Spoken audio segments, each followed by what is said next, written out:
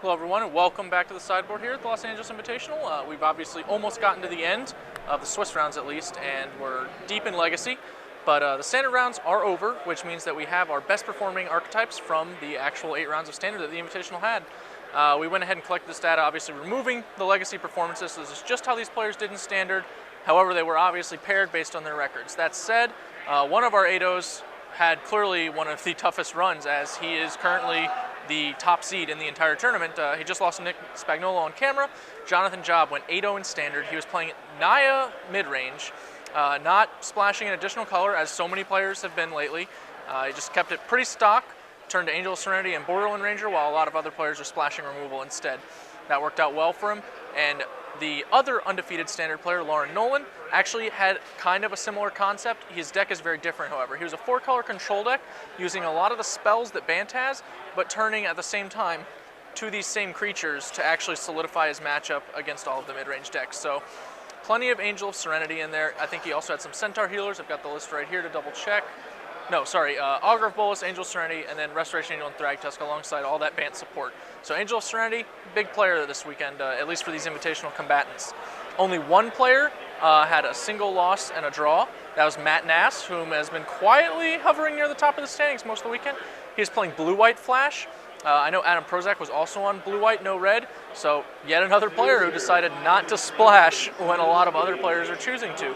The unique thing about Matt's deck, he was running Geist of St. Trapped and also had access to Feeling of Dread, so he could really punish these aggressive decks by getting a threat on the board and clocking them quickly while just staying right a little bit ahead of them with his tempo plays. I think that's really the strength of Geist of St. Trapped in this format. It's very hard to get him through consistently. You just need to take your damage where you can find it and move on. We had 3 players on 6-2.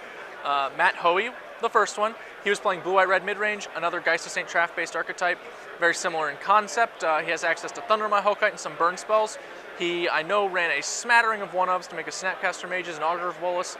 A little more, his Snapcaster Mages, a little more unpredictable. He wasn't running Augur of Bolas. But he had Counterflux, which has been big game this weekend and amongst a lot of players, and he trimmed down on his Azorius Charms to make room for more removal, including Syncopate, a counter many players have started cutting. Nick Spagnolo, I tried to get Nick into the booth. I wanted to do a live sideboard with his deck, talk about his Standard archetype, but Nick, playing for top 8, wanted to stay in the zone. You guys just saw him on camera. He looked pretty in the zone there as he took down that match. So happy for Nick. He should be good to draw into top 8 next round. And we didn't get that sideboard with him, but his archetype was Esper Control. A lot of Planeswalkers, a few Singletons.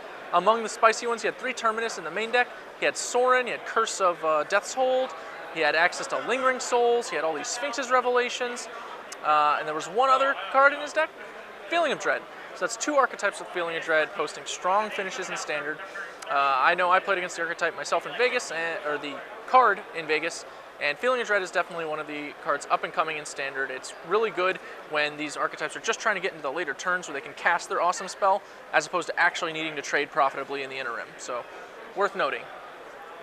And our last one, Leon Kornacki playing Black-Green Zombies. Black-Green Zombies, an archetype that did reasonably well a few weeks ago in another major tournament, and here performed very strongly for Leon. You saw him on camera at least once, maybe a couple times. If you can hear, we've already got the Invitational wrapping up going into the ultimate round, and Black-Green Zombies was our last archetype on 6-2, and that covers it all. You can find those deck lists all online. They're on our main coverage page in an article. So if you want to see exactly what their card choices were, you can just go ahead and check that out. I do have an update from the sales booth regarding the Standard Open earlier today.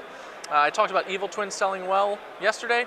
Sold well again today, peculiarly enough. We still haven't really seen it showing up at any of the top tables, but it's one of those cards that's catching on. The other cards that caught on were all mono-red styled. Mark of Mutiny, Archwing Dragon. Archwing Dragon synergy with Cavern of Souls and Thunder My Hellkite, particularly worth noting against Supreme Verdict decks. Crippling Blight, which is another aggressive holdover, and Cremate typically goes in the black-red zombie decks. Purify the Grave and Cremate were our 2 graveyard hate sellers for the day, so I think that indicates we had black-red zombies and more of the blue-white-red decks kind of coming into their own there. Possibly some blue-black, but I find that unlikely. I would hold to blue-white-red and the zombie players looking for some hate. And Cremate seems like the best one for zombies. I especially like that it's never a dead card, even if they're sideboarding out some of their graveyard stuff to try and become more of a mid-range deck. Beyond that, our big seller for Planeswalkers, Big Garrett Primal Hunter. You just saw Nick Spagnolo casting him in Legacy which I'd wager none of you expected to see going into the weekend. I know I didn't expect to see it, and I knew what Nick was playing in advance, so that worked out better for him than expected. And I think that Garrett Primal Hunter is making his way in Standard, although I'm going to go ahead and say that the Legacy, probably a bit of an outlier. So we're going to go ahead and throw to commercial as we wrap up for the last round of Legacy. Ruben and I will be doing feature matches, and you guys will have a top 8 very soon. So SCG Live is brought to you by StarCityGames.com, and in case you haven't heard, you can now